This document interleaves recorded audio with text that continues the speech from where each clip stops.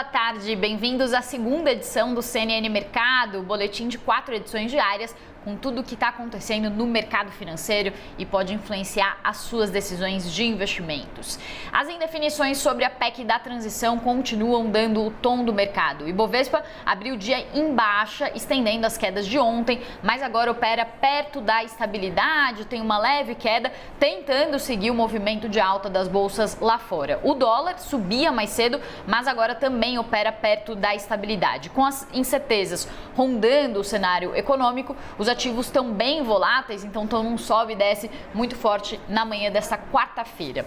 O líder do PT no Senado, Paulo Rocha, disse que o texto da PEC da transição, PEC do estouro, deve ser apresentado em plenário hoje à tarde. Segundo ele, a nova versão prevê 175 bilhões de reais fora do teto de gastos. Mas outros integrantes do grupo de transição do governo petista não descartam também o valor de 200 bilhões de reais, que seria o valor somado do auxílio ou do Bolsa Família fora do teto de gastos, mais cerca de 20 bilhões de reais em investimentos. Reginaldo Lopes falou à CNN mais cedo, ele também faz parte do grupo de transição, sobre a questão do prazo. A ideia seria o Bolsa Família ficar fora do teto por 4 anos. Mas logo depois, Gleisi Hoffmann, presidente do PT, disse que não estava definido o prazo. O mercado também está se preocupando com as falas de ontem de Mercadante e Alckmin, que falaram que a regra fiscal vai ficar por um segundo momento. Ou seja, o que a gente tem é um quadro de muitas indecisões, nenhuma certeza. Isso acaba refletindo na bolsa, que está em queda nessa manhã, mais um dia estendendo as quedas de ontem.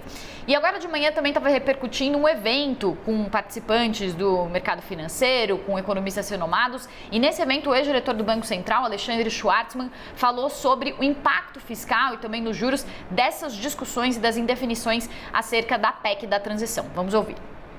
Aquela queda de taxa de juros que de alguma forma era esperada mudou, e ela mudou em particular por conta dos desenvolvimentos fiscais, né? A percepção de que, ao contrário do freio monetário, vem aí um acelerador fiscal de grandes proporções e que, portanto, né, o risco de que o Banco Central seja obrigado ou a persistir ou a manter por um período mais longo as taxas atuais, ou eventualmente até ser forçado a elevar a taxa de juros, passa a ser uma possibilidade concreta.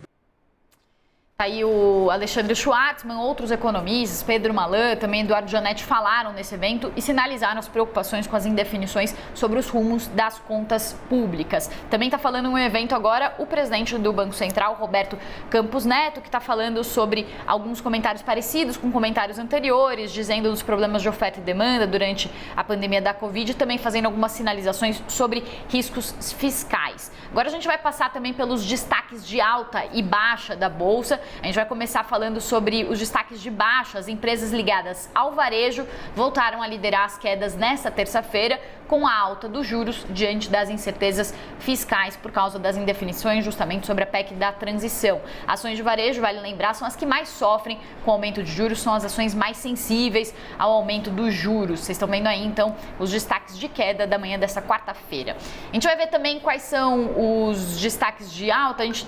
Além dessas varejistas que estão caindo, também outro destaque de queda antes é da CSN Mineração, que teve a sua recomendação reduzida pelo banco BTG. A recomendação foi reduzida de compra para neutra e o preço-alvo das ações também foi reduzido pela metade, de R$ 8 para R$ 4 das ações ordinárias. Agora sim a gente vai ver então também quais são os destaques de alta do dia de hoje. Vamos ver se a gente consegue mostrar aí na tela então as ações que estão mais subindo. São as ações mais ligadas a commodities que sofreram ontem, tem uma certa correção hoje. Vocês estão vendo aí, Petrobras está entre os destaques. Os analistas dizem que é só um movimento de fato de correção depois das fortes baixas dos últimos dias. A gente vai falar também sobre o mercado internacional, dar uma passada como que estão as bolsas lá fora, também um pouco de volatilidade por lá. As bolsas americanas nesse momento estão em alta, mas de manhã estavam operando ali perto da estabilidade, chegaram a cair em algum momento e aí agora estão virando então para alta depois dos dados fracos de emprego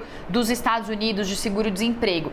Essa notícia não é tão intuitiva, mas é o seguinte, uma notícia que é ruim nesse momento para a economia pode ser boa para o mercado, porque esses dados que mostram que o mercado de trabalho está desaquecendo, eles sinalizam que talvez a inflação possa começar a ceder de uma forma mais consistente nos Estados Unidos. Como a bolsa se movimenta muito de olho nos juros, esse dado volta a reforçar as perspectivas de juros subindo menos nos Estados Unidos. Inclusive hoje a ata do Fed sai às 4 da tarde, deve trazer mais sinais sobre os rumos dos juros americanos e a grande expectativa no mercado internacional. E o CNN Mercado, segunda edição, fica por aqui. Daqui a pouquinho você acompanha mais notícias sobre o mercado com a terceira edição, com o Fernando Nakagawa, às 10 para as 3 da tarde. Até logo. Tchau.